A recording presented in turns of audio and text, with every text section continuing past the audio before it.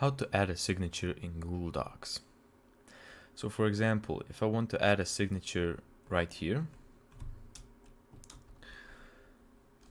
let's say, we can just select the area where we want the signature to be at.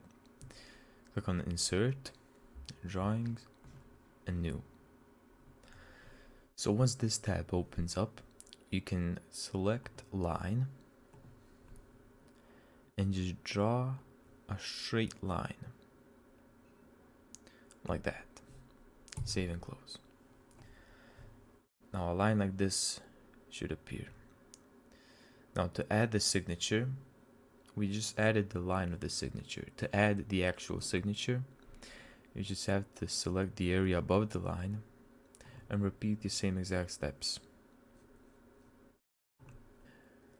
And instead of selecting line, you have to select scribble. Now I'm using a mouse here, so it's probably going to be very bad, but this is just for an example.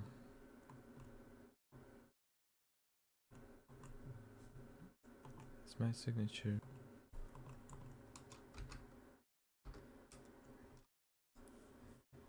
And that's how you add a signature in Google Docs.